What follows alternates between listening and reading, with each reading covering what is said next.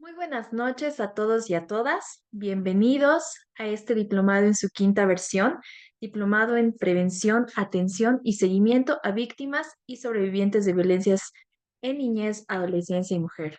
Damos la más cordial bienvenida a todos y a todas ustedes por ser parte de este quinto proceso que vamos llevando de la mano de Misión Internacional de Justicia y también con la Universidad San Francisco de Asís. Muchísimas gracias a todos y a todas. Nos encontramos con diferentes personas, con diferentes profesionales del área legal, del área de psicología, del área social, pero también de diferentes instituciones, porque nosotros queremos hacer prevalecer este trabajo que vamos a realizar durante estos 3 meses y medio de trabajo transdisciplinario. Nos acompañan y agradecemos a las instituciones que son parte de este proceso, como lo son la Fiscalía General del Estado, las Defensorías de la Niñez y Adolescencia, tanto de la ciudad de La Paz como de la ciudad del Alto, los SLIMS, también está presente el CEPDAVI, el Me da Consejo de gusto. la Magistratura, entre otros. Agradecemos absolutamente a todos y a todas por ser Dice que parte de pensé que esto. tenía que sacarme la mugre, ¿no ves? Voy a dar algunas Bien, pequeñas querida, lo que directrices. Les pido por favor poner en silencio el micrófono correspondiente a la doctora Nicole López Jordán, por favor, muchas gracias. Y vamos a dar algunas directrices, pero también algunas palabras alusivas para este gran inicio de clases de este diplomado tan importante. Vamos a comenzar con este módulo, ¿no? A cargo de la doctora y también quiero dar la más cordial bienvenida para que después podamos iniciar la primera clase con ella, la doctora como invitada especial, Patricia Verónica Ríos Cajías, que nos estará acompañando durante 3 clases dando la ponencia de toda la parte de los derechos humanos. Ella es abogada de profesión de la Universidad Mayor de San Andrés. Salió con excelencia, por lo cual es un honor también establecer esta parte tan importante. Ella, por supuesto, tiene un diplomado sobre la Constitución Política del Estado, también sobre gestión políticas, democracia intercultural, en educación superior y especialidades en atención y seguimiento de casos de violencia sexual, infante, niño, niña, adolescente, una especialidad en derecho administrativo, una especialidad en derecho laboral, en derecho notarial, registral, pero también en derecho penal y procesal penal. Tiene una amplia experiencia, ha trabajado dentro del Tribunal Departamental de Justicia y otras instituciones estatales. Es un gran honor poder empezar con ella las docencias, las clases impartidas y por supuesto acá estamos para poder coadyuvar todo este proceso. Sin más que decir, quiero dar la cordial bienvenida también al doctor Carlos Jorge Landaeta Mendoza, quien es director de la investigación e interacción social de la Universidad San Francisco de Asís, quien nos está aperturando toda esta parte académica. Y por supuesto, después a la doctora Miriam Chura, por favor. Adelante, querido doctor. Bueno, muy buenas noches. En primera instancia, gracias. Gracias a IJM, nuestro aliado estratégico para justamente estas actividades en pro de la prevención y atención vinculados a víctimas y sobrevivientes de violencia sexual. Quiero agradecer a todos y cada uno de los participantes quienes están confiando justamente en este proceso, en este diplomado titulado Diplomado en Prevención, Atención y Seguimiento a Víctimas y Sobrevivientes de Violencias en Niñez, Adolescencia y Mujer. Estoy seguro que a partir de las clases sincrónicas que van a ser por Zoom y las actividades que se van a desarrollar a través de la plataforma, ustedes van a adquirir todos los conocimientos necesarios para beneficiar, no a ustedes, sino beneficiar a partir de ustedes a nuestras niñas, adolescentes y mujeres que lamentablemente están incursionados en esta problemática. ¿Sí? Nuevamente quiero agradecer y felicitar a todo el equipo de IJM, a los profesionales, a los docentes que nos van a acompañar en este proceso. Nosotros como Universidad Privada San Francisco de Asís estamos justamente dando todo el techo académico de este proceso formativo. Ahora, es importante que ustedes tengan conocimiento de lo siguiente. Módulo por módulo se tiene que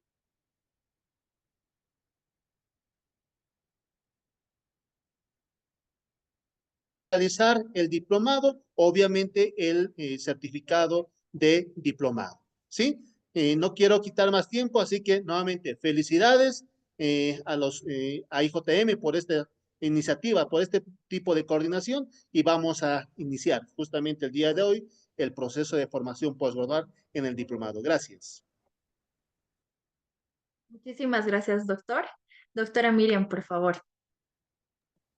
Muy buenas noches a todas y a todos, en especial al doctor Jorge Landaeta Mendoza, director de investigación de la Universidad Privada San Francisco de Asís.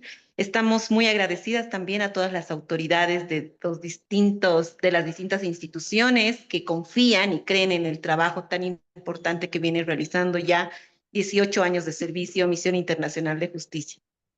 Este diplomado no es un diplomado más, porque es un diplomado específicamente en todo lo que ustedes desarrollan día tras día. El trabajo que realiza el fiscal, el trabajo que realizan en tribunales y lo más importante en investigación. Por ello es que se ha pensado también la invitación a diferentes docentes, como ser jueces también, que van a participar en este diplomado. Queremos agradecer a cada uno de ustedes por estar presente en este diplomado y va a ser un honor el poder servirles a cada uno de ustedes, iniciando y finalizando de manera exitosa. Y por supuesto, todo este trabajo tan coordinado que se realiza con las diferentes autoridades, desde la Fiscalía General, el Ministerio de Justicia, los gobiernos autónomos municipales, toda la atención de trabajo en primera línea. Para nosotros va a ser un honor el desarrollo de cada una de las sesiones porque hemos pensado específicamente en ustedes. Muchas gracias. Sin más preámbulos, creo que damos por iniciada ya esta sesión del módulo como tal dentro de este diplomado tan importante. Gracias. Muchas gracias, doctora Miriam. Solo unos pequeños tips para poder tomarlos en cuenta durante todas las sesiones que van a venir. Uno de esos es que necesitamos y requerimos que se prendan las cámaras por reglas tanto de la universidad como de nuestra institución, en la medida de sus posibilidades y les agradecemos muchísimo. Cuenta eso también como parte de la asistencia y la participación de cada clase. El segundo punto es de que nosotros vamos a enviar en estos días a través de la plataforma Moodle todos los contenidos que se vayan realizando durante cada módulo. Va a estar también la guía didáctica. Dentro de la guía didáctica ustedes van a poder ver cuáles son los métodos de calificación de todos los módulos, guía didáctica con cada módulo y la participación de cada docente. Ahí van a poder encontrar los contenidos, qué es lo que se va a llevar, entre otros. Cada uno va a tener su usuario y contraseña donde va a poder subir todo lo que nosotros requerimos como requerimientos del diplomado y por supuesto las evaluaciones correspondientes. Esto todavía la Universidad de San Francisco de Asís está en proceso, es por eso que no se les ha enviado. Pero una vez que se los tenga, la parte administrativa pues se va a comunicar con ustedes para que ustedes puedan acceder inmediatamente y poder ver todos los contenidos, tanto desde los libros, la bibliografía, las diapositivas que se vayan compartiendo y por supuesto toda la parte de calificación. Eso lo van a poder encontrar en estos días, por favor, y ya nos van a habilitar dentro de la universidad. Por otro lado, cada clase tiene una asistencia y esta asistencia tiene un valor también para la calificación. Vamos a enviar la asistencia correspondiente a través del formulario Forms y esto se va a enviar en el chat de este enlace de Zoom. Entonces, les pido por favor estén atentos, pero este enlace lo vamos a enviar finalizando las sesiones, ¿no? No al principio, no al medio, sino una vez que ya se estén finalizando las sesiones, nosotros vamos a enviar, ustedes llenan y vamos a ir contando las sesiones que ustedes están participando. Les pido estén atentos, por favor. No lo enviamos al principio, lo enviamos porque vamos a monitorear también toda la parte de las cámaras, la participación y todo eso se va a ir sumando. Entonces, ustedes hacen clic en el enlace que los vamos a entregar casi finalizando la sesión, lo pueden llenar el formulario y posteriormente ya está. Esa es la función que vamos a ir manejando durante todas las clases. Cualquier consulta y duda a partir de todos los contenidos temáticos que se vaya subiendo a la plataforma. Ahí vamos a poder absolver también todas las dudas. Ahí está absolutamente toda la información desde la parte y método de calificación que se está haciendo, los elementos bibliográficos, las diapositivas que se van a compartir de cada docente, etcétera. Les pido un poco de paciencia, sí, pero eso no va a impedir que nosotros podamos comenzar a partir de hoy la sesión y este módulo, ¿no? El presente módulo, que es sobre el marco legal de procesos preventivos de la violencia. Por lo cual, ya sin más que decir, damos la más cordial bienvenida a la doctora Patricia Ríos para que pueda iniciar la sesión. Muchísimas gracias, doctora Patricia. Adelante, por favor. Ya está habilitada como host, puede compartir la pantalla y puede usar con absoluta libertad toda la plataforma. Quedo aquí para cualquier duda o consulta también. Muchas gracias. Ok, pues muy buenas noches a todos los conectados esta noche al diplomado. Yo ya lo pasé, el diplomado es muy bueno y nos ayuda bastante para lo que es nuestra carrera, más que todo en la abogacía y a ver en las cosas que uno podría ir fallando y mejorarlas más adelante. Bien, vamos a hablar de algo que es muy importante con relación a lo que el módulo que tengo que exponer, ¿no? Es con relación a, un segundito, ajá, es a derechos humanos. Ahora bien, al momento de que estaba haciendo la presentación como tal, quería ver la mejor manera para que puedan entender qué es derecho humano. Y es un tanto difícil el poder explicar porque a través del tiempo lo que es derechos humanos ha venido cambiando con el tiempo. Y ahí me he venido enterando de cómo ha surgido, desde cuándo ha nacido, cómo se han venido dando estas cosas, este tema de derechos humanos. Y nos vamos a ir al marco normativo y más que todo a lo que es derecho humano como tal. Ok, no quiere compartir, no sé qué está sucediendo con la pantalla. Pero un segundito. Doctorita, Compartir. hay una opción al momento de compartir que nos permite también compartir video y sonido. Tal vez esa puede ser la Eh, dificultad. Si le pone todo ok, tal vez pueda ya sí, no reproducir. Si es tengo, que...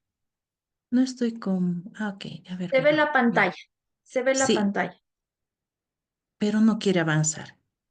Ok, ahora sí.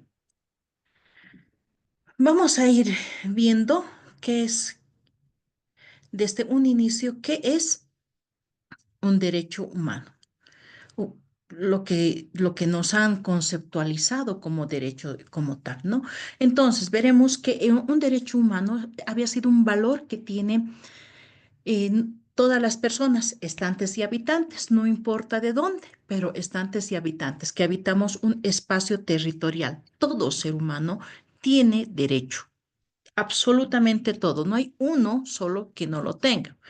A través del tiempo hemos venido perfeccionando lo que es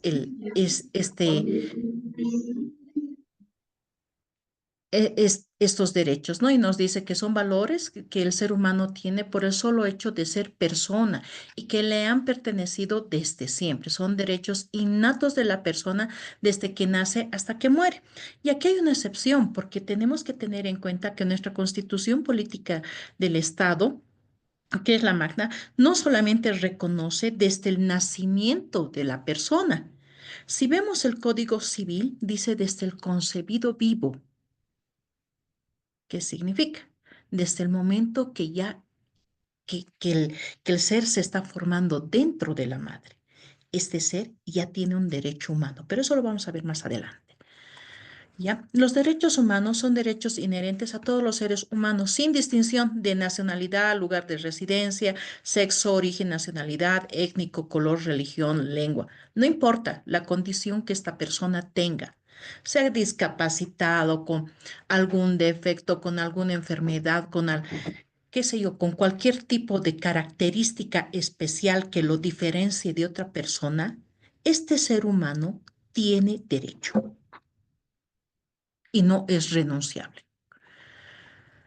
Ahora bien, ¿cuáles son los principios que tenemos dentro de los derechos humanos? Porque no había sido simplemente, yo tengo derecho y listo. No, no, no.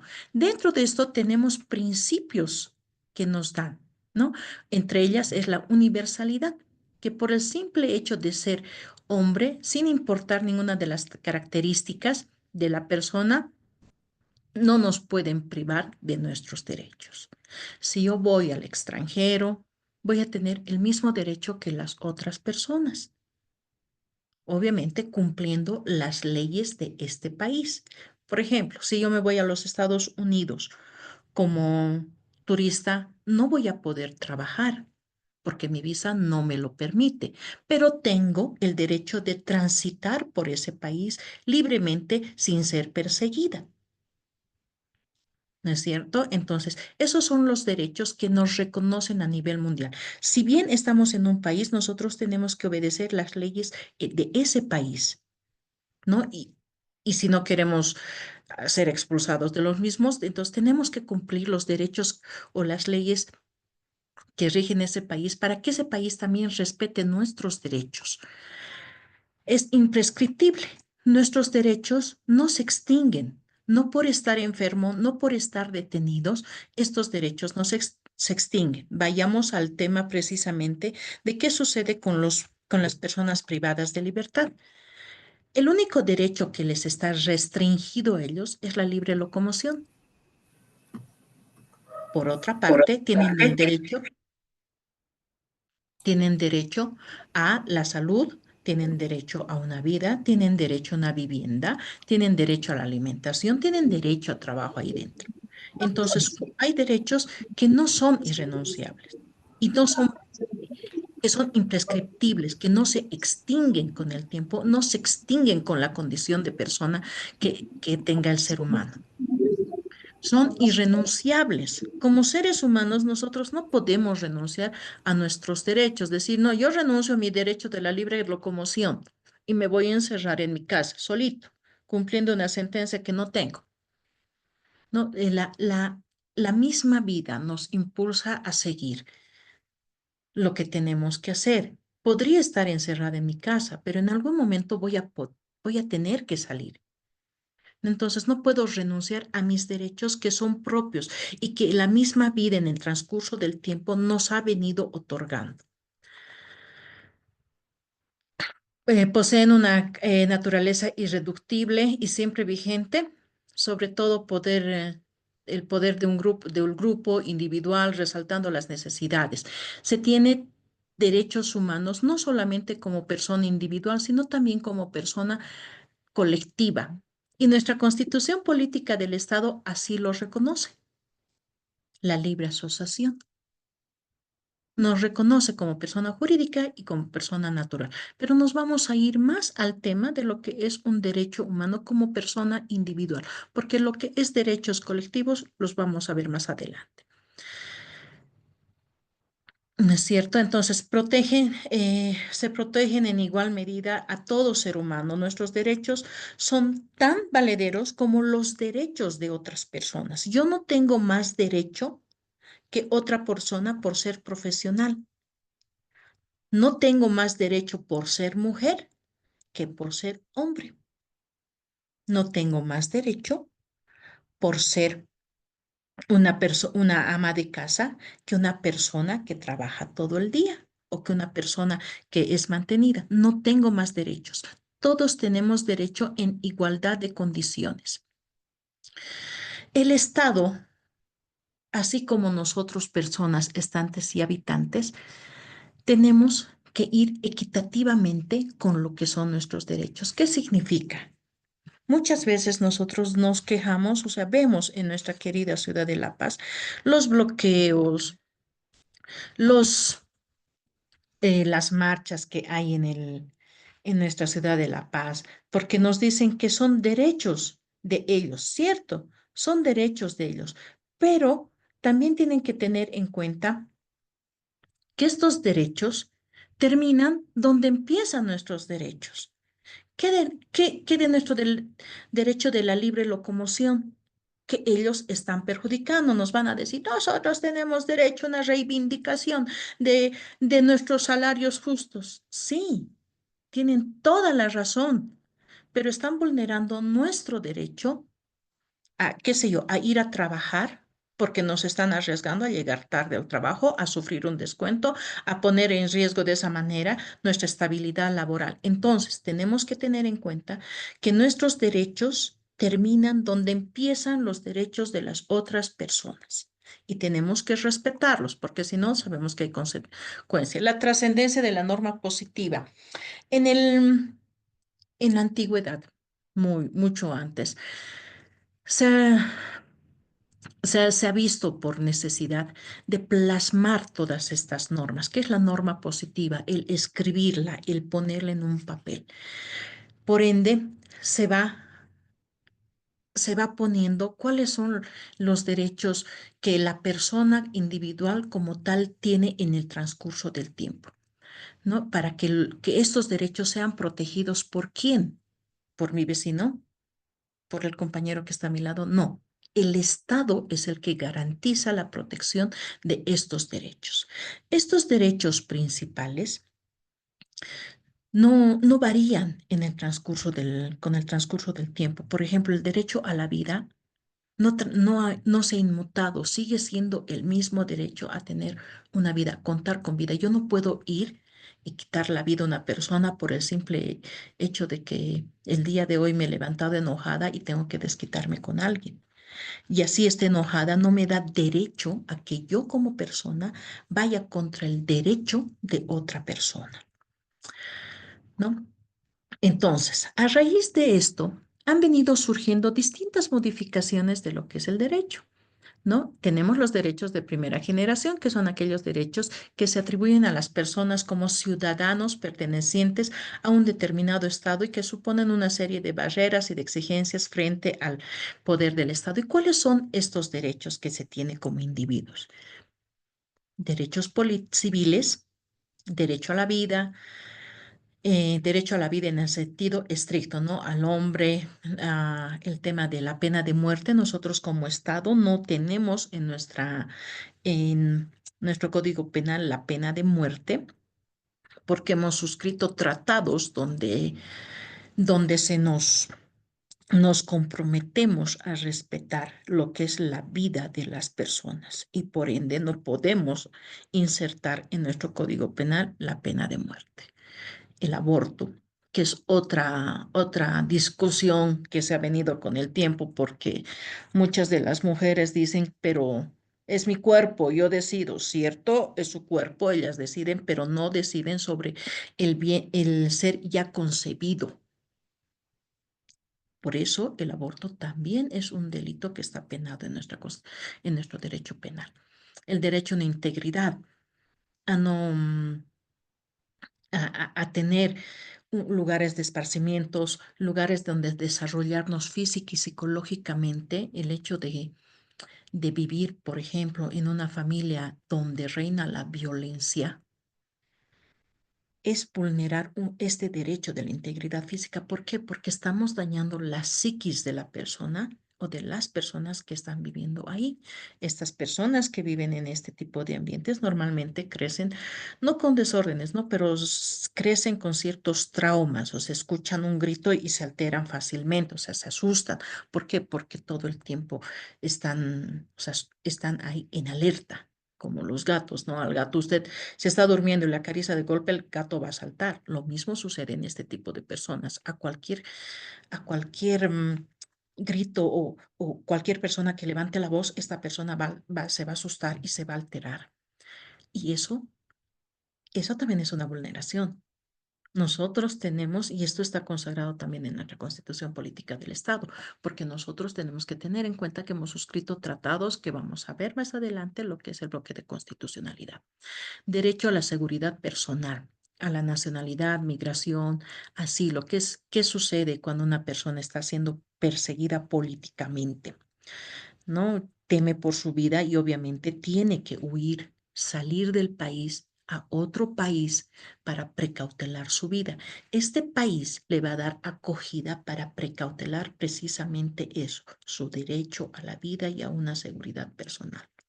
Obviamente, esta persona que salga del país tiene que cumplir también ciertas normas allá, lo mismo que aquí. Por ejemplo, aquí un refugiado político no puede hacer política, porque es una de las condiciones que se le pone.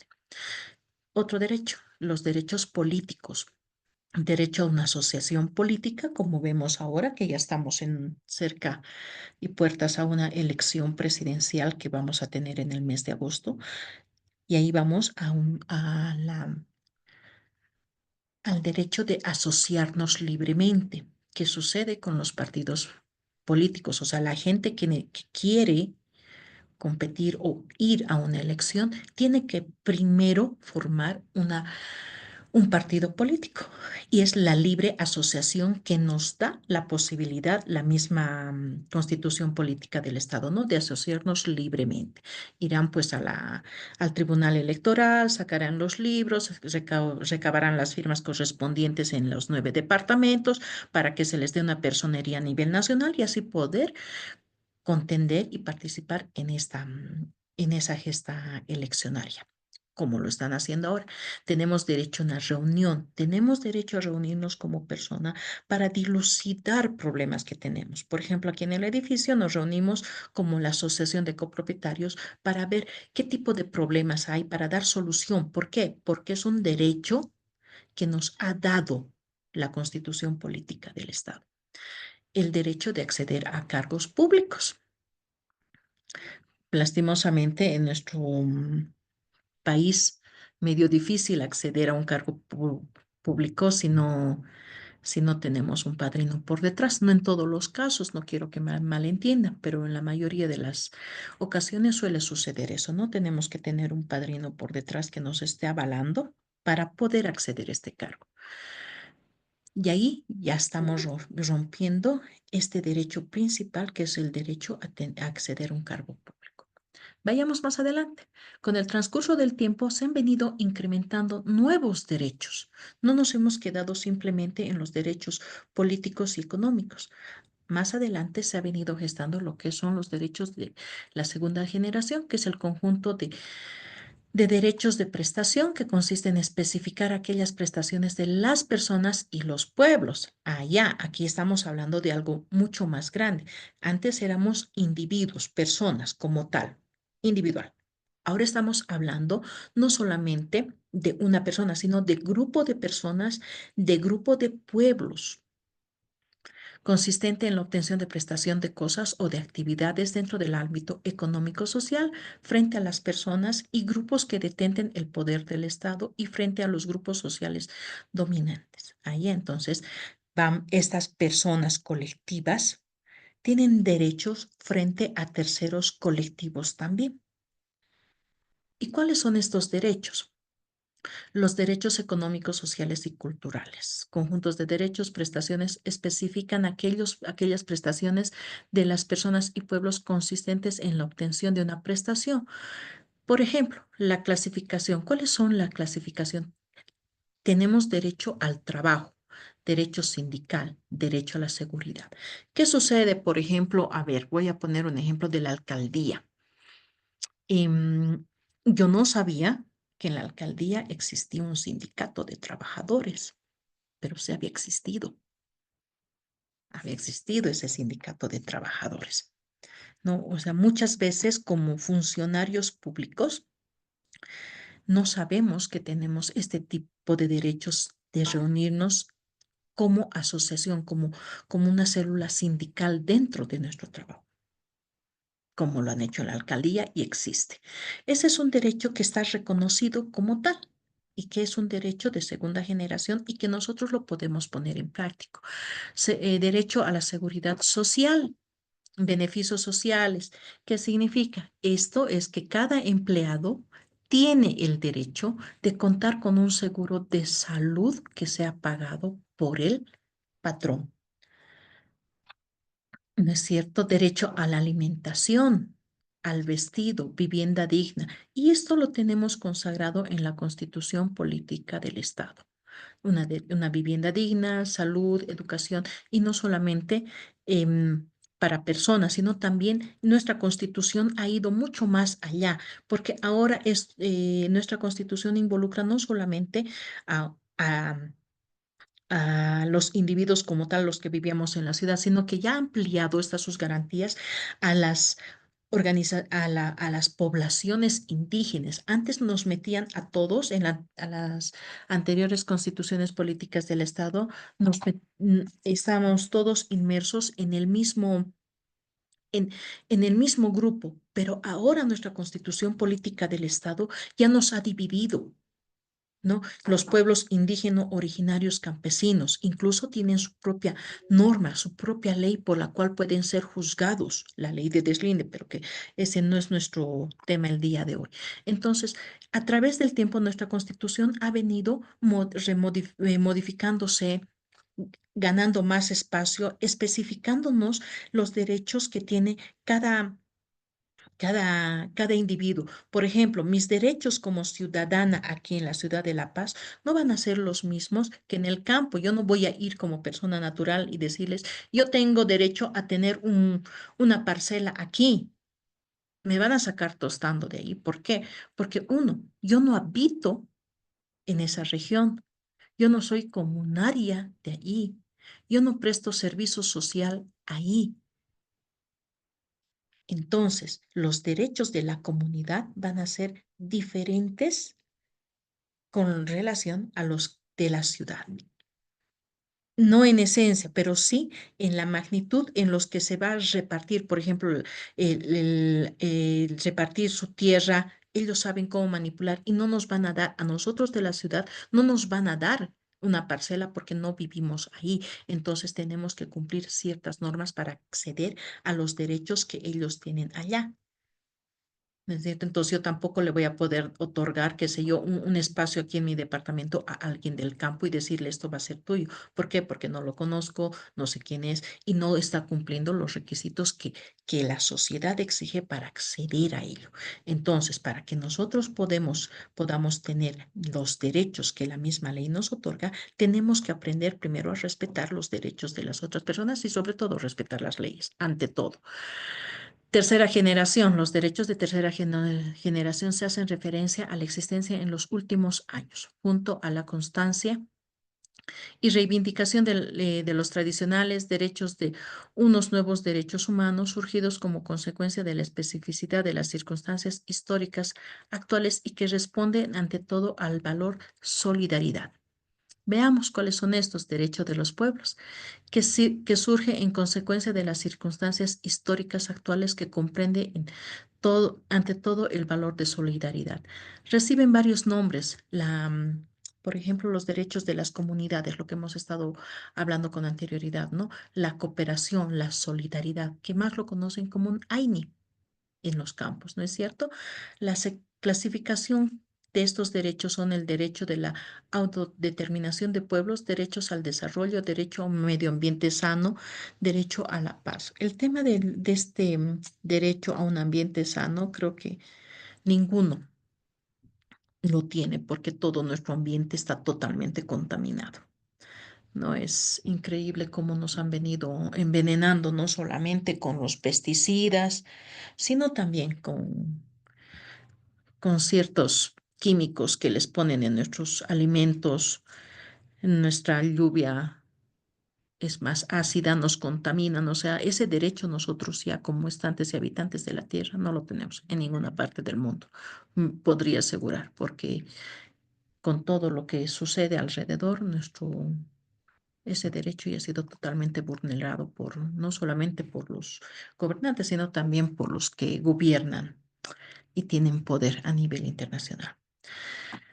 Ahora bien, para que estos derechos sean reconocidos como tal, ha surgido de algo muy importante, pero resulta que no había sido pues desde la promulgación de los derechos humanos como tal en 1789, que ya se conocían los derechos que teníamos, ha ido mucho más allá.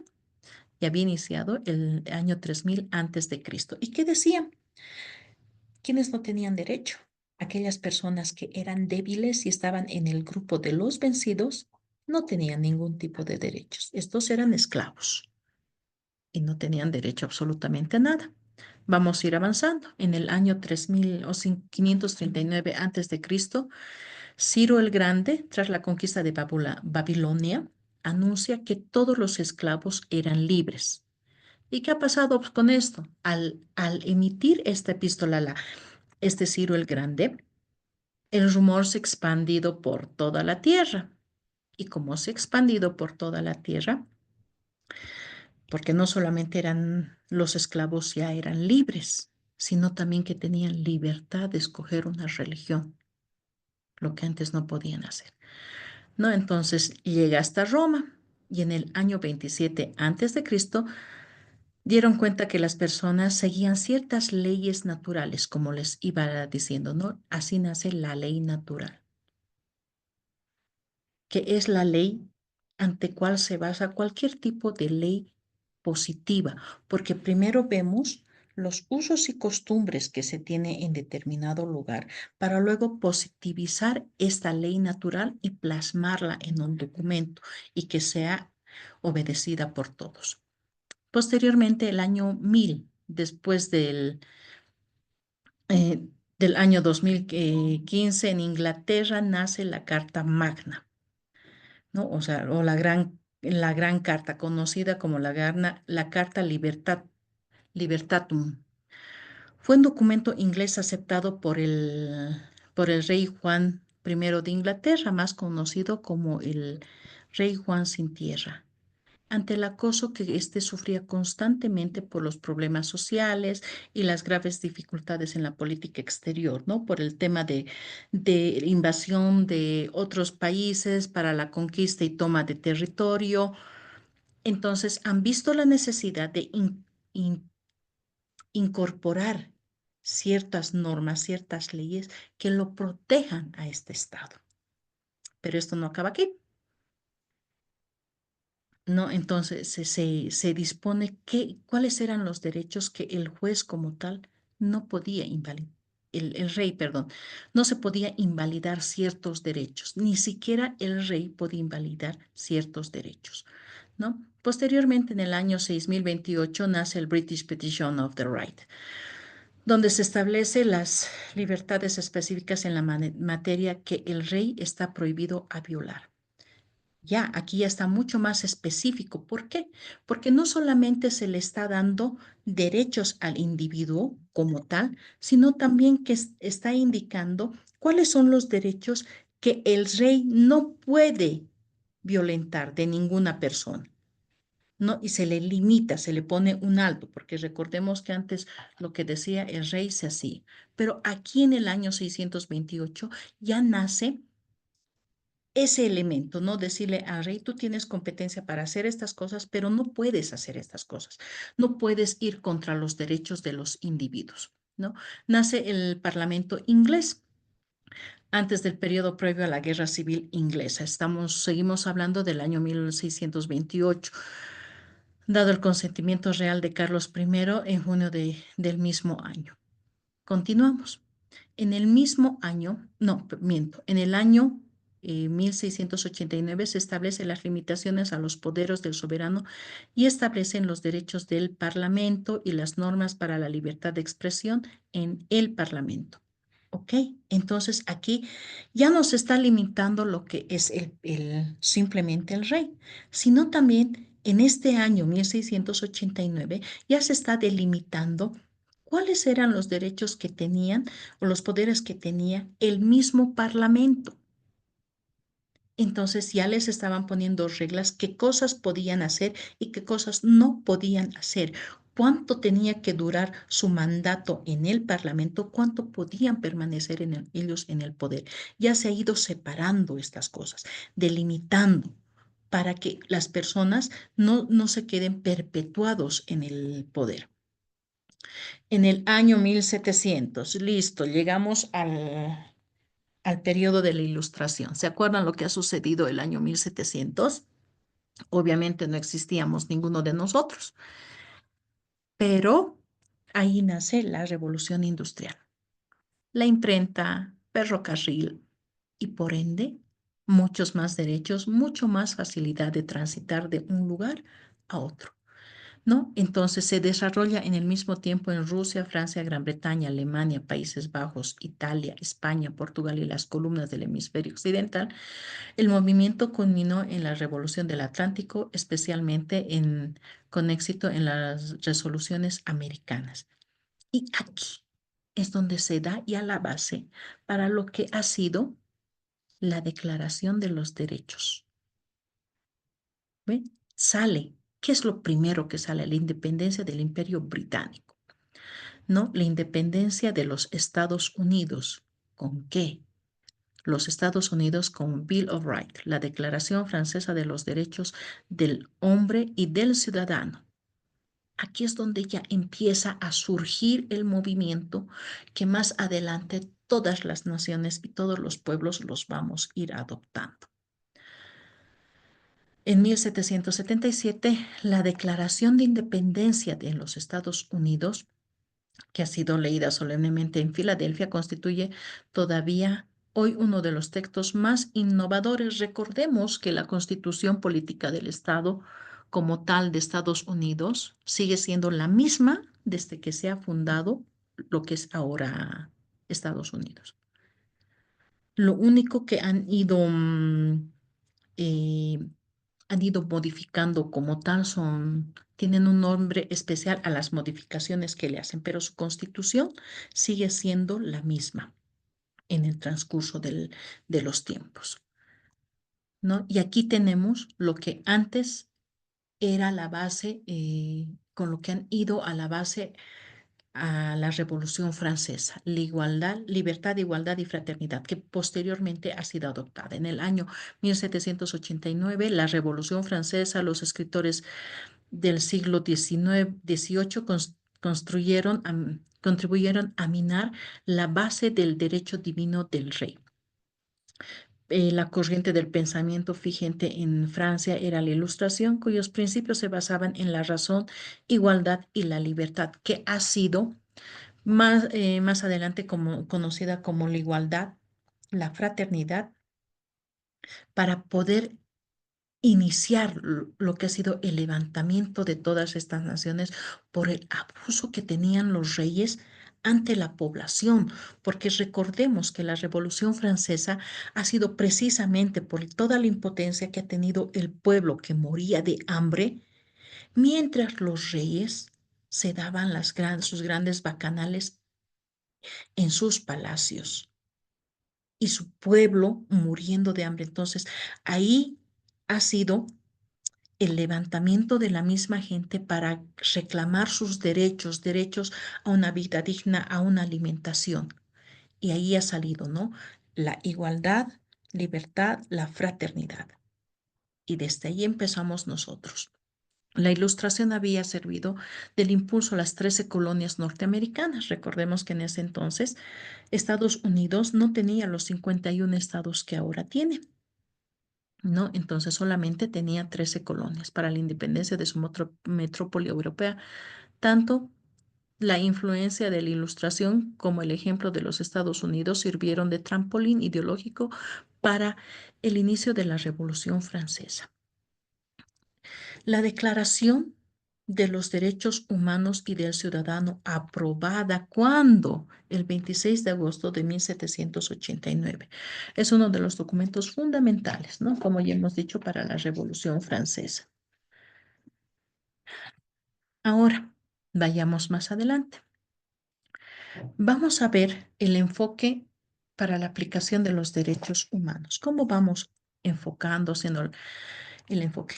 Ya hemos superado lo que ha sido toda la Revolución Francesa, eh, la Declaración de los Derechos Humanos como tal, que hasta la fecha siguen vigentes, y en base a eso también se han venido adecuando mucho de las constituciones políticas de cada estado como tal. Y nuestro estado no ha sido la excepción, ¿no es cierto? Pero hay algo que tenemos que, tener en cuenta. Antes de nosotros como Estado aceptar o aplicar una norma, tiene que pasar un bloque de constitucionalidad. Y aquí vamos al artículo 410 de la Constitución Política del Estado, que nos dice, todas las personas naturales y jurídicas, así como los órganos públicos, funciones públicas e instituciones, se encuentran sometidas a la presente Constitución. O sea, nadie se libra de lo que está en la Constitución. Y recordemos que de la Constitución salen los otros códigos. Por ende, todo lo que dicen en los códigos tenemos que obedecerlos. La Constitución es la norma suprema del ordenamiento jurídico boliviano y goza de primacía frente a cualquier otra disposición. Muchas veces hemos chocado, ¿no? En juzgados, no sé si hay colegas que constantemente están litigando donde dicen, no le podemos prestar el expediente porque no es parte, pero los procesos son públicos. No, tenemos una circular.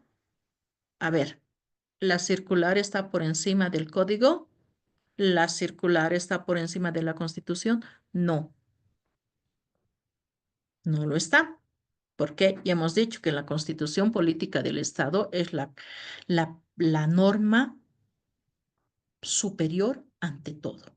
Y de la Constitución Política del Estado ha salido todos los otros códigos. Entonces, cuando nosotros o los, qué sé yo, o los directores de las MAES de cualquier institución, tienen primero que basar sus normativas cumpliendo este punto. Tienen que pasar por un bloque de constitucionalidad. Tienen que verificar que no vulnere otra norma, ¿no? Entonces, continuemos. El bloque de constitucionalidad está integrado por los tratados y convenios internacionales en materia de derechos humanos y las normas de derechos comunitarios ratificados por el país. La aplicación de las normas jurídicas se regirá por la siguiente jerarquía, de acuerdo a las competencias de las entidades territoriales. Primero, y sobre lo que nos han enseñado, ¿no? En la universidad, la Torre de Keisel. La Constitución Política del Estado. Está sobre todo la Constitución Política del Estado. Los tratados internacionales. Las leyes nacionales y estatutos autonómicos, las cartas orgánicas y el resto de las legislaciones departamentales, municipales e indígenas, los decretos, reglamentos y demás resoluciones emanadas de los órganos ejecutivos y correspondientes. Todas y cada una de estas normas necesariamente tienen que pasar por el bloque de constitucionalidad. Ya les he dicho cómo tienen que hacer eso. Se tendría que hacer la trazabilidad de la norma que van a emitir para ver si esa norma a ser emitida no infringe ya sea la Constitución Política del Estado, los tratados que hemos firmado, los convenios que tenemos e ir bajando, ¿no? Las resoluciones, las leyes departamentales, decretos departamentales, leyes municipales u ordenanzas como son conocidas. Entonces, ese es nuestro bloque de constitucionalidad que nosotros como habitantes de Bolivia tenemos que obedecer. El encargado de realizar el control de constitucionalidad es el Tribunal Constitucional, que él es encargado de velar por la supremacía de la Constitución, asegurar el respeto de los derechos y garantías constitucionales y determinar la constitucionalidad de leyes y tratados internacionales. Para eso también existen los recursos para interponer, ¿no? El recurso de inconstitucionalidad. Podemos mandar una consulta para ver si esa ley se aplica o no. Recuerdo que muchas veces se han mandado la inconstitucionalidad de ciertos artículos del Código Penal, donde se ha ratificado que evidentemente ese artículo es constitucional porque no violaba ningún derecho y garantía. ¿Qué tienen, cuáles son las competencias del Tribunal Constitucional? Ahora, hay que aclarar este punto, que el Tribunal Constitucional como tal es independiente de lo que es el órgano judicial. Es totalmente independiente. ¿No es cierto? Con esa aclaración vamos a ver cuáles son las competencias que tiene el Tribunal Constitucional. El control normativo de constitucionalidad, verificar si las normas jurídicas son compatibles con la Constitución, como les dije, ¿no? Si no vulnera ningún derecho y garantía plasmado en la Constitución Política del Estado. Controlar, tutelar de constitucionalidad, resolver conflictos de competencia entre diferentes órganos del Estado. Por ejemplo, Recuerdo en una ocasión cuando estaba en juzgados. Yo estaba de secretaria de juzgado de sentencia y al frente estaba el tribunal de sentencia. Entonces, nos remiten un proceso, no recuerdo muy bien el tipo de delito que era, pero tenía una pena superior a los 4 años y por competencia era el competente era el tribunal de sentencia, no el juzgado de sentencia. Entonces nosotros agarramos y declinamos competencia. Y el tribunal de sentencia dice, no, ustedes son competentes porque el fiscal ha pedido una pena menor de 4 años, pero el delito, o sea, tenía una pena superior a 4 años. Y ahí ha surgido la duda. Bueno, yo estaba segura de que no éramos competentes. Porque la norma es clara, ¿no? Los juzgados de sentencia en ese tiempo teníamos competencia para delitos que tenían una pena privativa de libertad de 1 a 4 años. Y los que pasaban esto eran competencia del tribunal, pero para el entendimiento del tribunal, como el fiscal había pedido una pena de 4 años, nosotros éramos los competentes. Obviamente, cuando ha bajado a consulta, se ha determinado que los competentes evidentemente eran los del tribunal. Este tipo de conflictos solo lo resuelve el Tribunal Constitucional en cuestión de materia, ¿no? Deslinde jurisdiccional, por ejemplo. Control de competencia de constitucionalidad resuelve controversias sobre la atribución de competencias entre distintos niveles de gobierno para determinar cuál de los niveles va a conocer de cierta causa, ¿no?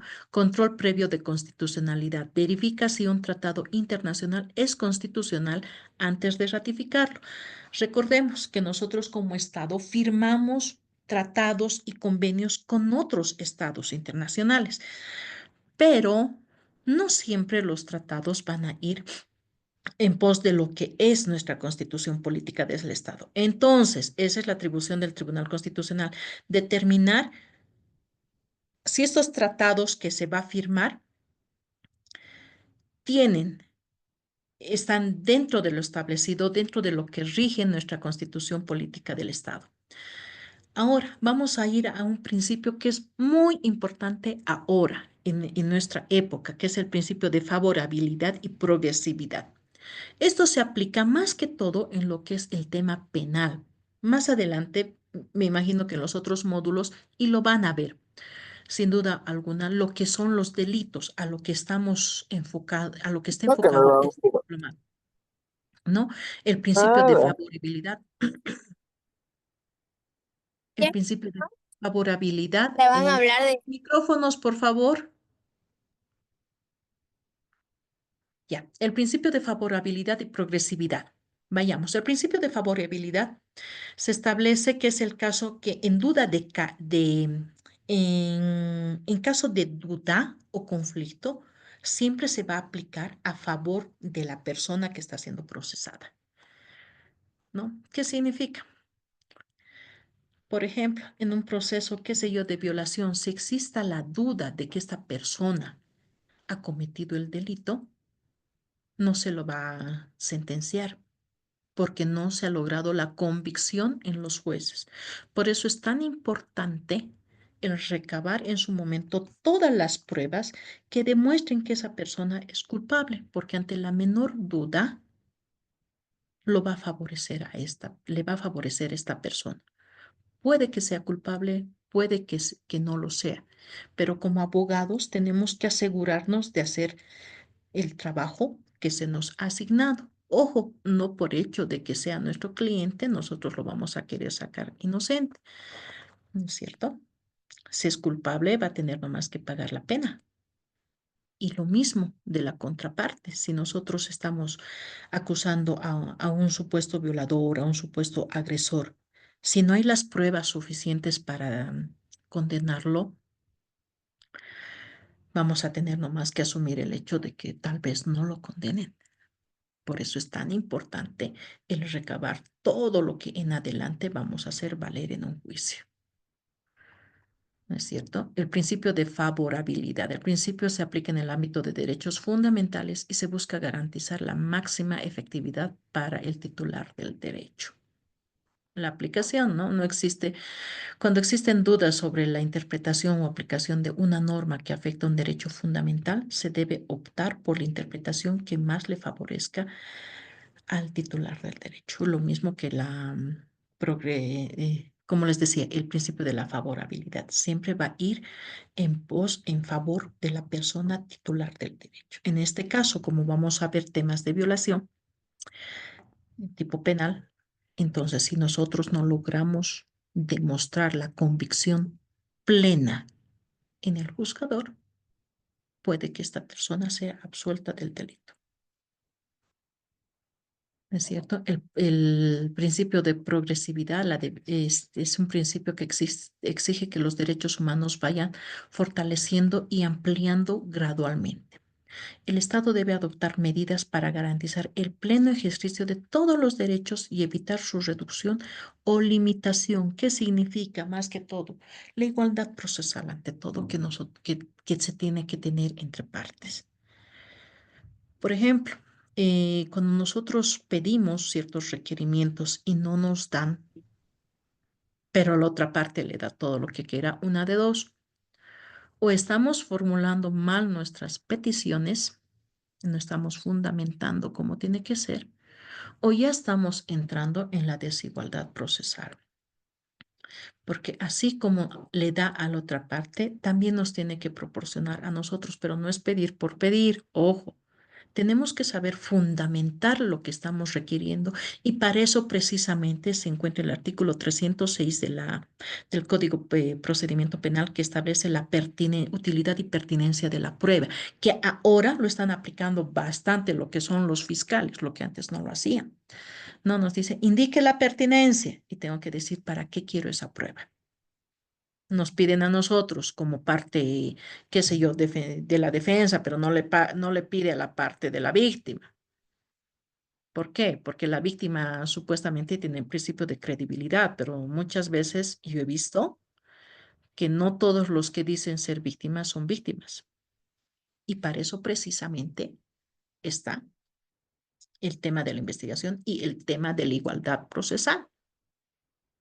No es suficiente con que me digan es la revictimización. No, no, no es la revictimización, es llegar a la verdad histórica de los hechos, sin necesidad de revictimizar a la víctima.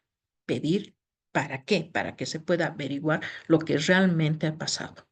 Me ha sucedido en muchos casos que a la que le han agredido no había sido el agresor, había sido otro, pero le he echado la culpa a otro. Pero eso se va a ver más adelante. Pero más que todo es eso, el principio de progresividad y el de favorabilidad van netamente unidos de la mano. ¿Por qué? Porque son estos principios que nos van a ayudar a llegar al objetivo que queremos y más que todo a poder velar por los derechos para que los derechos sean cumplidos y obedecidos, no solamente por nosotros, sino también por las autoridades, porque ante un incumplimiento tenemos los recursos para hacer conocer al superior en grado. El enfoque intercultural. Aquí eh, hay algo bien importante y mientras estaba revisando lo que era el texto, perdón, he podido encontrar algo que me ha gustado bastante, ¿no? Y he podido descubrir que nuestra constitución política del Estado, como en ninguna otra, recordemos que nuestra constitución política del Estado ha sufrido muchas modificaciones, muchas, ¿no? Pero ha sido en esta constitución política del Estado, en la parte del preámbulo, que se ya ha definido lo que es la interculturalidad. ¿Qué dice? En tiempos inmemorables se erigieron montañas, se desplazaron ríos y se formaron lagos. Nuestra Amazonía, nuestro Chaco, nuestro altiplano y nuestros llanos y valles se cubrieron de verdores y flores. Poblamos esta sagrada madre tierra con rostros diferentes y comprendidos desde enfoques de pluralidad vigente de todas las cosas y nuestra diversidad como seres y cultura. Así conformamos nuestros pueblos y jamás comprendimos el racismo hasta que lo sufrimos desde los funestos tiempos de la colonia. El pueblo boliviano, la composición plural desde la profundidad de la historia, inspirado en las luchas del pasado, en la sublevación indígena anticolonial, en la independencia, en las luchas populares de liberación, en las marchas indígenas, sociales y sindicales, en la guerra, en las guerras del agua y de octubre, en las luchas por la tierra y territorio, y con la memoria de nuestros mártires construimos un nuevo Estado. Un Estado basado en el respeto e igualdad entre todos los principios de soberanía, dignidad, complementariedad, solidaridad, armonía y equidad en la distribución y redistribución del producto social donde predomine la búsqueda del bien vivir. ¿Qué significa? No, el hecho de... aquí estamos. Hay algo importante que tenemos que resaltar en todo esto. Son dos las constituciones a nivel mundial que cuentan con este término de interculturalidad. Una es la nuestra, orgullosamente, ¿no? Y otra es la de Ecuador, que se reconoce la interculturalidad que vivimos. Ahora, antes teníamos la multiculturalidad, que son dos cosas diferentes, y vamos a ver más adelante por qué son diferentes, ¿no? Y nos permite la coexistencia de la pluralidad de culturas dentro del mismo territorio. ¿Cuántas culturas tenemos en nuestro país? ¿Cuántos idiomas? Porque así lo han determinado, los han reconocido como idiomas. En nuestra Constitución son 36 los que hablamos en nuestra Constitución, en nuestro territorio. Tenemos, eh, tenemos mucho tesoro cultural en nuestro territorio, la interculturalidad, los ejes cejas en el TIBNIS. Claro, el TIBNIS ya lo están acabando con tanto chaqueo, ¿no? Entonces, son cosas que tenemos que aprender a valorar y proteger. Lastimosamente, y le soy muy honesta en esto, nuestro Estado no hace nada por proteger. Al año, ténganlo por seguro que va a haber nuevamente incendios, porque es la manera más fácil de erradicar nuestros bosques y dejarnos sin pulmones a nosotros, ¿no? Y desde ahí ya se viene vulnerando un derecho a una vida sana, a un ambiente sano. Pero bueno, son nuestros gobernantes. Veamos la diferencia que existe entre ambas, en lo que es la multiculturalidad y la interculturalidad. La multiculturalidad solo abarca la convivencia de diversas culturas. La interculturalidad no es solamente la convivencia, sino la interrelación y la interdependencia entre ellas. Entonces, ya hay algo más. La interculturalidad abarca más que una simple convivencia. Ya es un relacionamiento entre pueblos, ya es una dependencia entre ellos. Tú me das esto, yo te voy a dar esto. Eso es una interculturalidad que nosotros tenemos, nuestra riqueza intercultural que tenemos como bolivianos. Vayámonos al enfoque generacional de los derechos humanos. No es nada más que un enfoque en los derechos en la forma de clasificar. Y hemos visto la clasificación que tenemos de los derechos, ¿no? La de primera generación, segunda generación y nuestra tercera generación que estamos ahora, que se han implementado, no recientemente, pero ya se han implementado, ¿no? Y esto ha sido por la evolución del tiempo, porque se ha visto la necesidad de que estos derechos vayan inmersos, que vayan acrecentando estos derechos que tenemos. Nada raro que más adelante ya haya otro tipo de derechos dentro de lo que es la constitución política del Estado. El enfoque interseccional, ¿qué había sido?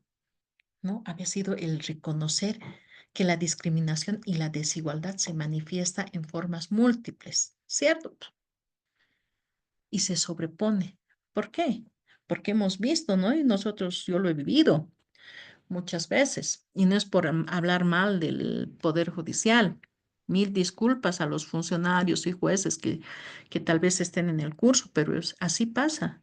Tal vez ellos no lo ven porque están dentro de sus despachos, pero la gente que está afuera atendiendo no tienen un poquito de educación, no tienen un poquito de empatía con la gente que está viendo sus procesos.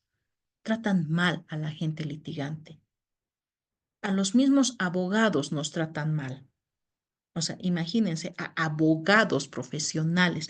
Y no estoy diciendo que yo por ser profesional estoy por encima de otra persona, pero es para entender que a profesionales tratan mal. Imagínense, o sea, a gente que conocemos de leyes y normas nos tratan mal. Imagínense cómo tratan a la gente que no sabe, ¿no? Hay una discriminación dentro del Poder Judicial, no solamente en el Poder Judicial, ¿no? Pero se plasma más ahí. Por lo menos yo percibo eso porque ahí es donde trabajo. Ese es mi ámbito de desenvolvimiento. Tal vez en otras entidades se vea lo mismo. ¿Por qué? Discriminación con relación a la raza, porque los ven humildes. Y esta es una brecha que se tiene que romper. No tiene, todos somos iguales ante la ley, pero no ante quien le imparte. Y los que le imparten son los jueces, no los funcionarios de afuera. Entonces, esta es una brecha que se tiene que romper, se tiene que cerrar esta brecha. Y ese es el enfoque precisamente que se le da a lo que son los derechos humanos. No es un factor de identidad, de raza, sino son varios factores, qué sé yo, el modo de vestimenta, la forma en la que habla, la forma en la o las personas con la que está acompañada. Ese es un enfoque interseccional que tiene que romperse. Perspectiva de género. Y aquí sí vamos a entrar en un dilema. El Tribunal Supremo de Justicia ha sacado un protocolo de juzgamiento con perspectiva de género. No muchas veces en las audiencias se escuchaba, hay que juzgar con perspectiva de género. ¿Pero qué había sido la perspectiva de género? No, porque lastimosamente los jueces juzgan con perspectiva de género favoreciendo a la mujer. No digo que esté mal, pero también el género se refiere al hombre, que se tiene que juzgar también de acuerdo a él. No por ser hombre es culpable. Mire, yo tengo un caso patético de uno de mis clientes donde la madre constantemente abusa de los niños, pero cuando el padre va a denunciar a la defensoría, no le reciben la denuncia. ¿Saben por qué? Por ser hombre. Ni en la fiscalía, ni en la defensoría, ni la misma juez de familia. No, la mujer todo lo que dice le creen. Presentamos las pruebas demostrando que no es verdad, pero lo que pedimos no nos da, porque es hombre. Esto no puede ser, o sea, aquí tenemos que aplicar. Y quiero pensar que este protocolo de juzgamiento con perspectiva de género se los han pasado a todos los que son administradores de justicia. Pero ojo, el género no solamente se refiere a lo que es mujer, también implica al hombre, hombre vulnerable, niño vulnerable, adolescente varón vulnerable. También se refiere a él. Juzgan con perspectiva de género. ¿Y cómo es eso? Velar por los derechos de la persona que está siendo procesada o está siguiendo un proceso, que no se vulneren sus derechos para que vaya en igualdad de oportunidad. Entonces, ahí sí se está aplicando el juzgamiento con perspectiva de género. El que ambas partes, sea hombre o mujer, vayan equitativamente de la mano, que ambos tengan las mismas oportunidades para poder acceder a su derecho a justicia que está pidiendo. A ver, los estándares jurisdiccionales más altos, nuestras sentencias constitucionales, ¿no? Es lo que más aplicamos. Personalmente me gusta aplicar bastante lo que son las sentencias constitucionales porque estas nos van a dar una pauta de cómo de cómo aplicar la norma, o sea, porque aquí nos dan qué es lo que ha sucedido. O sea, es un relato tan, tan bonito que lo hacen, ¿no? O sea, para alguien que no ha conocido derecho, o sea, la primera vez que yo he leído una sentencia constitucional, les prometo que ha sido como wow, así, he leído, o sea, me llevaba de la manito, así, esto es esto, esto viene de aquí, o sea, ha sido tan lindo la interpretación que han dado a lo que nosotros, a lo que yo estaba buscando, que me ha ayudado bastante. Entonces, ¿qué es lo que a nosotros nos favorece? Y de eso tenemos que tomar nuestras armas, ¿no ve? De un estándar jurisdiccional más alto, no solamente regirnos a lo que dice la letra muerta del código que estamos utilizando. ¿Por qué? Porque hay algo más allá de esto. ¿Por qué? Porque el Tribunal Constitucional es el que modula, el que interpreta nuestras leyes. Y si no entendemos algo, ténganlo por seguro que en las sentencias constitucionales, en los autos supremos, los van a encontrar. Y ahí también entra nuestro bloque de constitucionalidad, porque está regido por nuestra constitución política del Estado. ¿Cuáles habían sido nuestros principios rectores? Ahora vamos a ir a nuestros principios rectores para la protección de nuestros derechos humanos. ¿Qué es lo más importante? La vida. Todos tenemos derecho a la vida. Y aquí entramos a lo que les dije con anterioridad, ¿no? El derecho a la vida. Nadie tiene el derecho de quitarnos la vida porque así lo decidieron un día. Y aquí me voy al tema ah, del nacido vivo. Miren, nuestro Código Civil ya reconoce los derechos de una persona concebida. ¿Cuándo? Cuando a momento de heredar o de dejar una herencia a alguien, dice donar a una persona por nacer, ya le reconoce derechos. O sea, ya no es solamente un embrión, como le llaman, no. Este embrión ya tiene corazón, ya tiene latidos propios y es sujeto también de derechos. Y nos dice, no, la donación puede hacerse en favor de quien está solemnemente concebido o en favor de los hijos aún no concebidos de una persona. Pero claramente ya nos está hablando aquí de una persona que ya está concebida, o sea, ya es sujeto de derecho un concebido. Por ende, no puede ser abortado o asesinado en el vientre de la madre, que es lo que hacen, es un asesinato. Derecho a la salud. Antes, en nuestro territorio solamente se contaba con el seguro que tenían que daban los empleadores, ya sea institución pública o privada, a los empleadores o a los empleados, tenían un seguro de salud. Ahora, gracias a las normas, tenemos el SUS. Por favor, Roberto Carlos Sandoval, su micrófono. Ahora, ¿qué es el SUS? Es otro seguro que está cubierto por el municipio de La Paz. Entonces, el derecho a la salud ya lo tenemos cubiertos. Ahora, otra cosa es que hayamos habilitado nuestro seguro al SUS. Esa ya es negligencia o esa ya es decisión de cada persona. El derecho a una integridad personal. ¿Qué significa? A que nadie nos puede difamar, calumniar por algo. Esa es nuestra integridad personal, perdón, la seguridad que tenemos. El Estado es el responsable de velar por nuestra integridad personal, no solamente física, sino también moral. Han visto, ¿no? Los casos de inseguridad que se ven en nuestro país constantemente. Ya es pan de cada día el que los asalten y los maten. Y el Estado tiene que asegurar eso. Hoy día al ver las noticias me he sorprendido cómo la gente, cuando han debido escuchar la noticia de que ha sido asesinado un muchacho la anterior semana por robarle un celular y estaban poniendo un módulo policial ahí.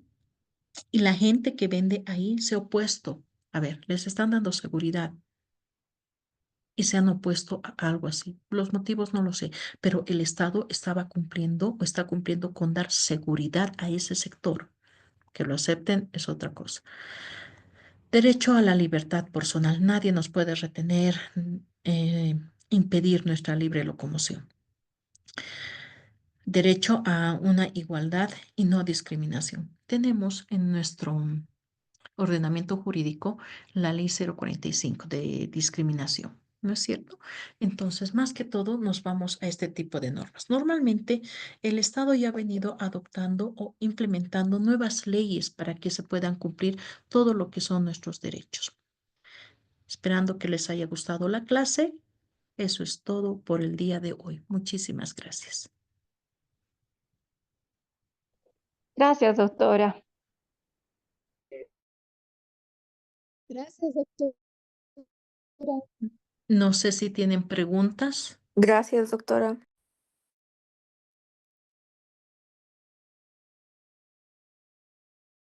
Gracias, doctora. Una consulta. Buenas noches. Perdón, el fiscal de materia primero ha levantado la mano. Doctor, por favor.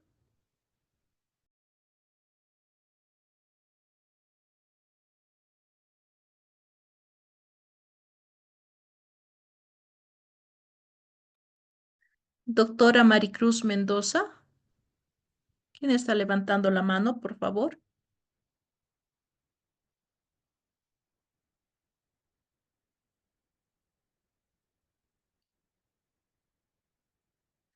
Ok, Wilber Yusco.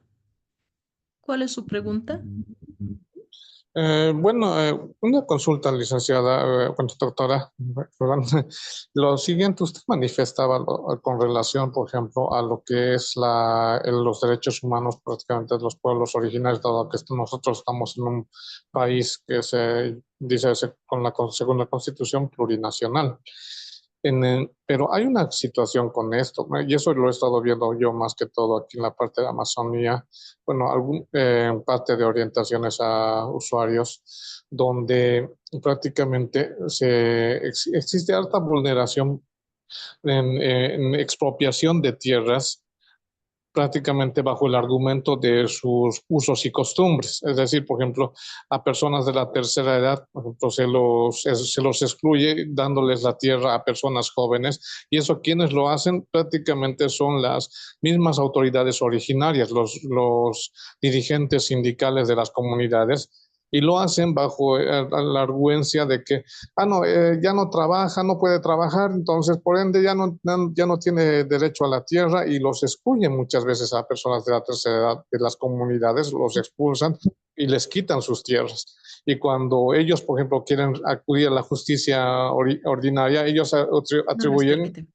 prácticamente les han quitado prácticamente sus tierras en base a sus usos y costumbres. O sea, prácticamente ellos agarran y dicen, es la comunidad la que ha determinado tomar esta medida, y se ha visto mucho de eso. Y el error que yo veo, por ejemplo, en este aspecto, ahí va mi consulta, es, por ejemplo, cómo generar un mecanismo de respeto a los derechos humanos, porque la Constitución establece claramente que el límite de lo que es la jurisdicción originaria campesina es prácticamente los derechos fundamentales reconocidos en la Constitución.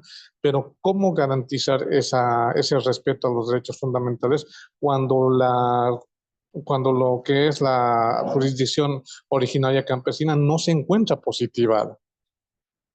O sea, no puedes establecer, por ejemplo, qué aspectos dentro de una comunidad son inconstitucionales o qué aspectos lo son cuando el derecho originario no está positivado. No existe una norma que ellos, sobre las cuales podamos decir, estos aspectos son inconstitucionales y estos no.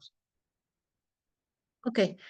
A ver, algo importante que hay que delimitar. Lastimosamente, en el campo tienen la ley de deslinde jurisdiccional y ante esa están amparadas las autoridades indígenas originarias, ¿no? ¿Por qué? Porque el delito se ha cometido en la comunidad, en el campo.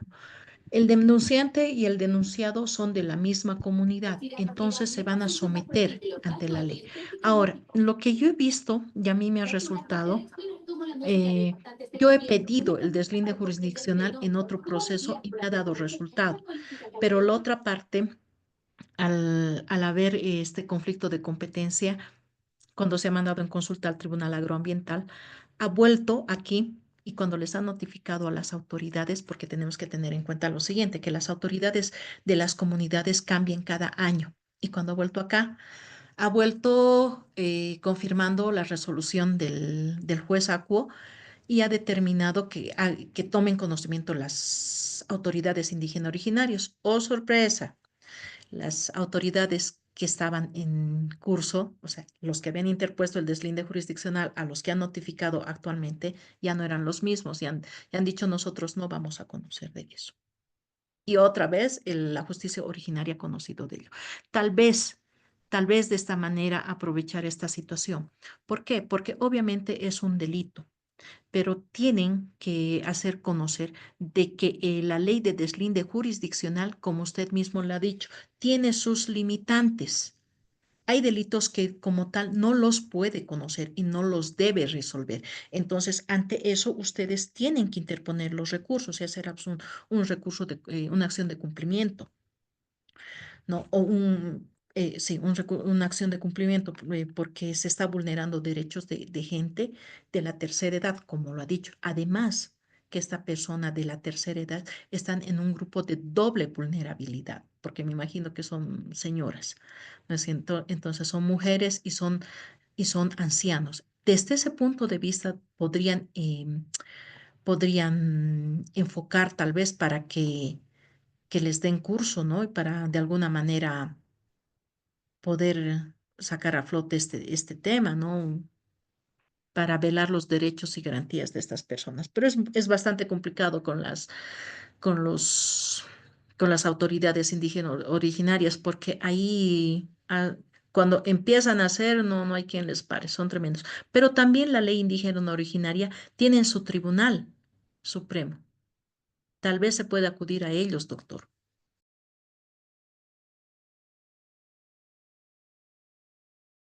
No, en efecto, muchas gracias, doctorita, pero no, mi consulta era más que todo, ¿cómo poder garantizar los derechos fundamentales frente a un derecho que no está positivado?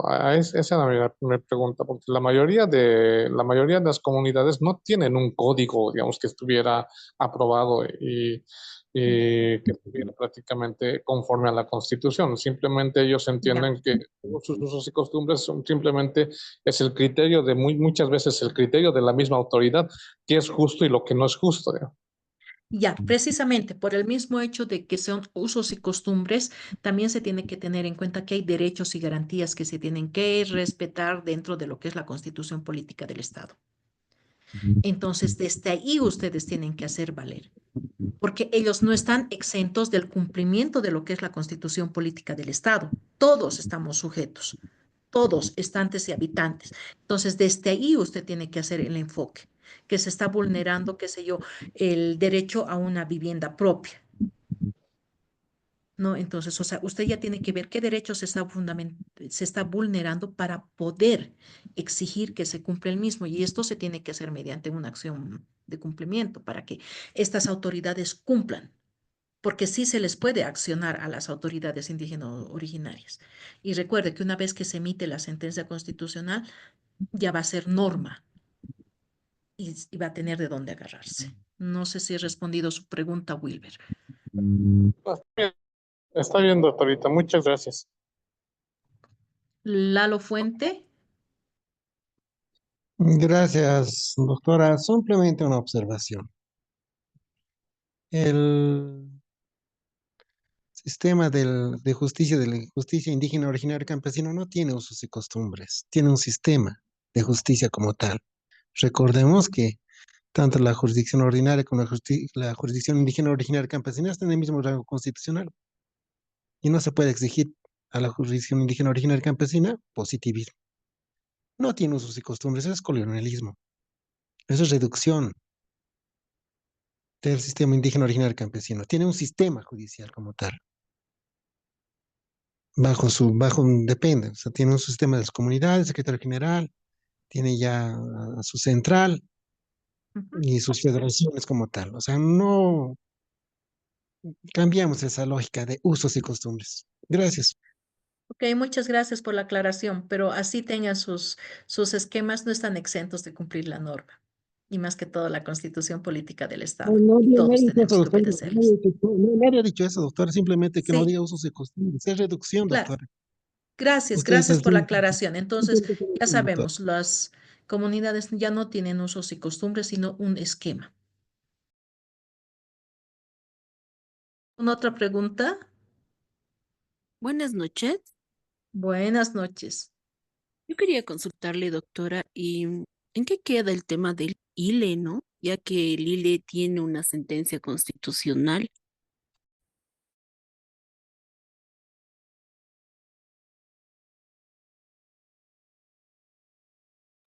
Doctorita, su micrófono está apagado. Gracias. Un poco más de datos, por favor, Inés. Inés preguntó, ¿no?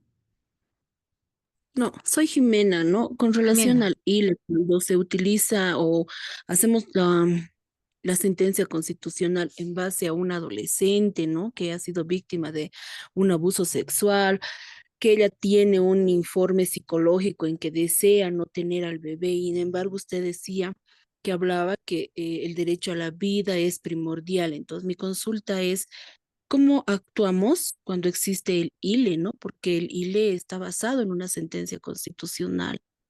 Perfecto, está bien. Obviamente, para hacer el tema del aborto, hay sus excepciones que se tiene que seguir, se tiene que cumplir ciertos requisitos. ¿No? Entre uno de esos está que este bebé haya sido producto de una violación, ¿no? Y te da la posibilidad de abortar al menor. Cuando nosotros cumplimos lo que la norma establece, obviamente estamos sujetos a ellos. Y si bien este tema del aborto es muy controversial, mucho en sí, no me voy tanto a las personas que quieren abortar porque han sido violadas y a consecuencia de ellos hay un niño, me voy al tema al otro lado, ¿no? Al tema de que el producto el niño ahora en cuestión no ha sido producto de una violación. Me dejo entender, ¿no es cierto? Entonces, sí, la ley prevé el tema de del aborto cumpliendo ciertos requisitos, que sí se los tiene que cumplir y sí se puede dar lo que es el aborto. Pero la ley sanciona cuando el aborto no se lo hace sin cumplir estas normas. Ese sí ya es un delito. ¿Respondida, Jimena? Sí, doctora, gracias. Cris. Buenas noches, doctora. Sí, de manera un poco aclarativa de la interrupción legal del embarazo, hay cierta duda que existen en algunos profesionales por el tema de el cumplimiento de los requisitos. Si bien por un lado está el tema de que no tendría que ser producto de algún tipo de delito, ya sea el estupro o la violación, también es importante considerar en perspectiva de derechos humanos la manifestación de la voluntad de la víctima, que muchas veces cuando es menor de edad, la Defensoría de la Niñez, y esto no está tanto en la normativa, pero sí en sentencias constitucionales, que establecen que se tiene que garantizar el interés superior. Y el interés superior también está ligado a observaciones del Comité de los Derechos del Niño que establece cuál debe ser la aplicabilidad correcta del interés superior y que ya está ratificada por algunas sentencias constitucionales respecto al interés superior, que dice que el interés superior debe ser evaluado y un pilar fundamental es considerar la opinión del niño o adolescente. La problemática tal vez que surge es que algunas defensorías de la niñez y adolescencia no logran plasmar o realizar las preguntas porque aún existe un sesgo y no logran plasmar la respuesta del adolescente y realizarle la pregunta si quiere o no ser mamá, porque hay algunos casos que es producto de estupro, pero puede darse que la adolescente está enamorada y como está enamorada, no quiere realizarse la interrupción legal del embarazo. Entonces ahí obviamente se respeta la opinión, ¿no? Pero siempre y cuando se precautele y se garantice, se pueda fundamentar, motivar y explicar que el interés superior se ha cumplido, que se le ha hecho la pregunta a la adolescente y de acuerdo a ello proceder. Hay que evaluar, yo creo, cada caso particular porque a veces cuando son menores de 12 años, como pasa en el Oriente, de muchas niñas que quedan embarazadas, están enamoradas,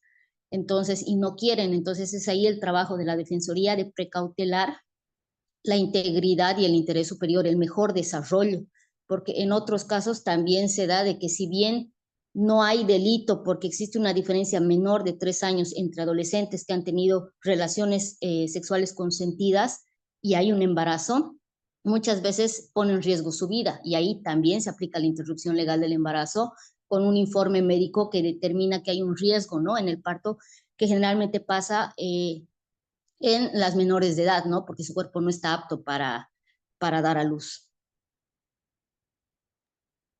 Muchas gracias por la aclaración. ¿Alguien más? Doctora, buenas noches. Buenas noches.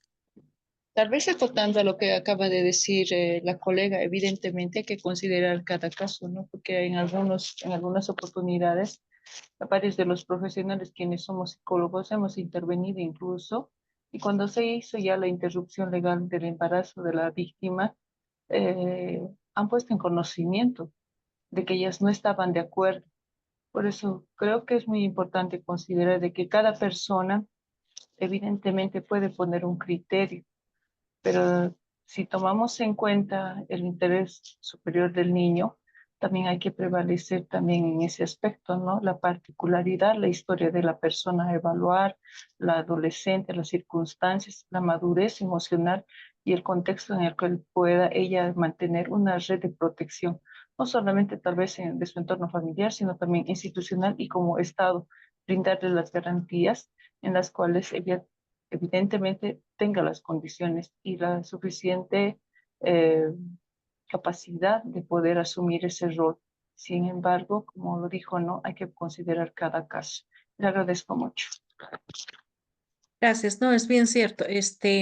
Para este tema de los abortos, la interrupción legal, hay que cumplir ciertos protocolos y entre esos el estudio psicológico es imprescindible para ver el estado emocional también en el que se encuentra la persona que se va a someter a eso, porque un aborto no es juego, ¿no? Entonces se le tiene que explicar también qué está en riesgo, considero yo. O sea, ese es mi punto de vista, ¿no? No soy psicóloga, entonces el rol que juega el psicólogo en este tipo de actos es muy, muy importante porque se le tiene que asesorar a la persona de qué es lo que va a suceder y cuáles pueden ser las consecuencias a futuro, ¿no? Entonces, simplemente eso.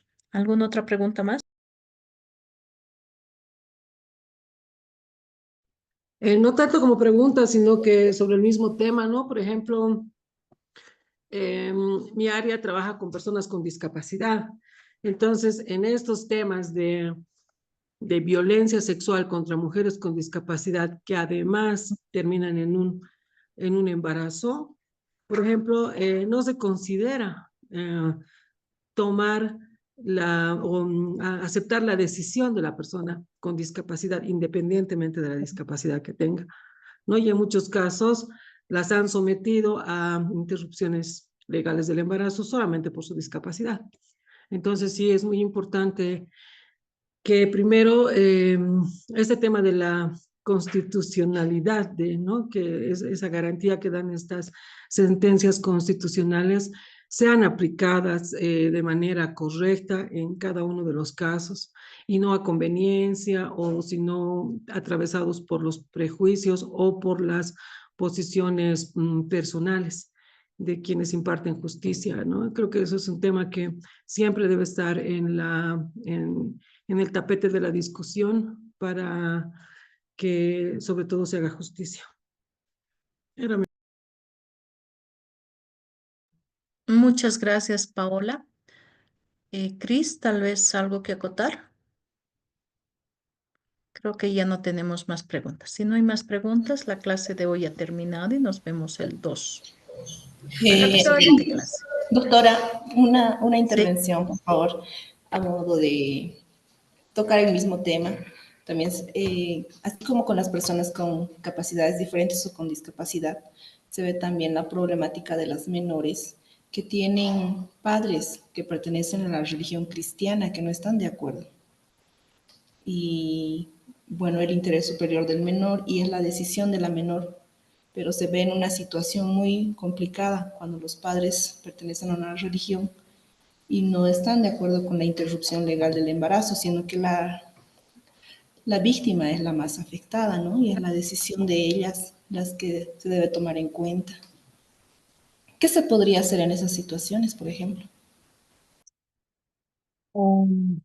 Bastante complicado, ¿no? Pero considero que el tema de religión es un tema bastante difícil porque hay religiones bastante cerradas y muchas veces por el mismo hecho de que su hija se ve embarazada siendo de una religión, tienen mucho miedo al qué dirán.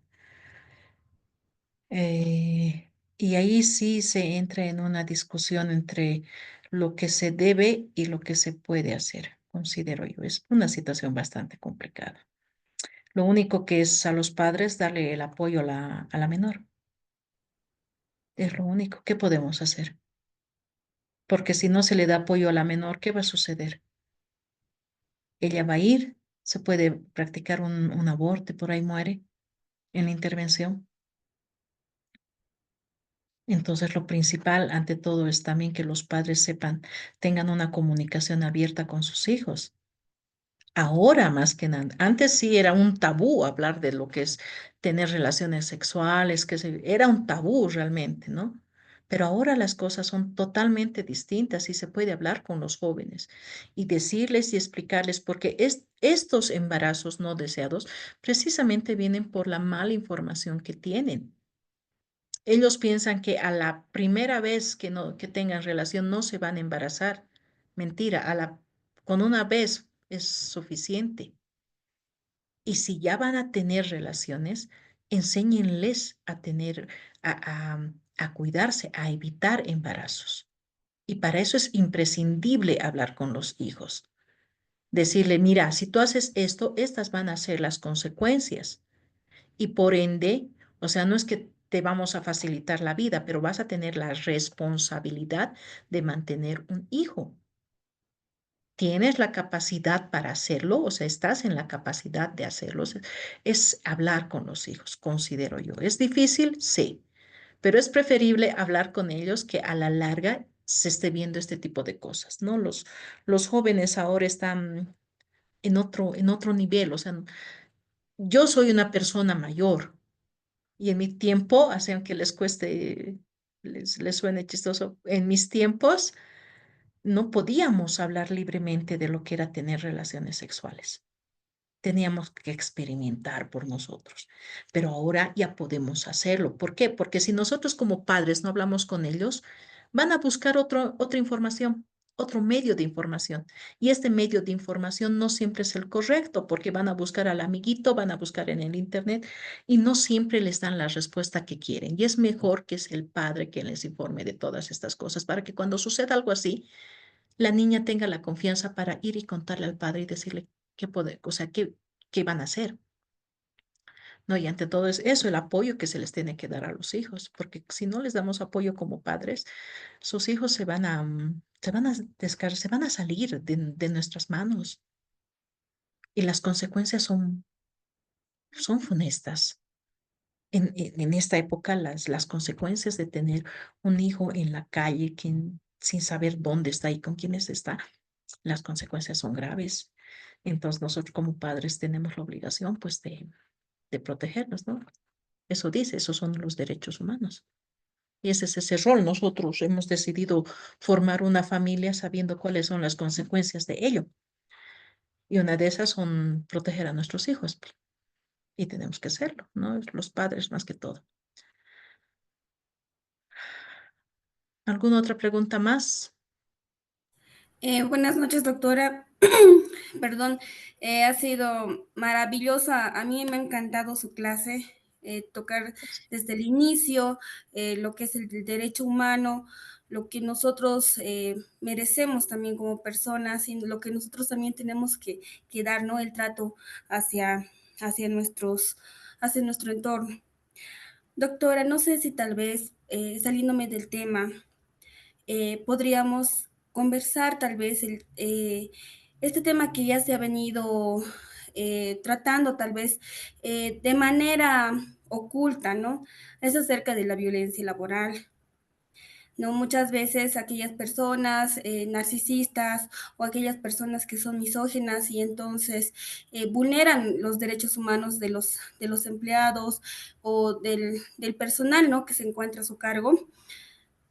Tal vez para la siguiente clase, para ver qué medidas podemos tomar, porque muchas veces nosotros sabemos que si es que se denuncia ese tipo de prácticamente sería igual un delito, estaría el marco igual en la 348, sabemos que por el hecho de que tenga más poder, no se va a poder tal vez conseguir pruebas, tener el apoyo de testigos cuando se realice la denuncia. Entonces, tal vez nos podría orientar en qué medidas se podrían tomar o qué medidas se podría optar para poder, ¿no? Luchar en contra de este maltrato, ¿no? Que reciben muchas veces los empleados o el personal que tiene como un superior narcisista. Muchas gracias, Natalie. A ver, lo que me dices es acoso laboral. El acoso laboral, institución pública, a la Defensoría del Pueblo. Institución privada, al Ministerio de Trabajo. Esas son las entidades que conocen de estos tipos de delitos. No sé si está dentro del programa este tema, pero vamos a compensarlo con la organización, si más adelante o al finalizar se podría tocar el tema. Muchas gracias por la sugerencia. A todos ustedes, muchas gracias por la atención y espero realmente que les haya gustado la lección. Y nos vemos el día viernes para la siguiente clase. Muchísimas gracias. Hasta luego.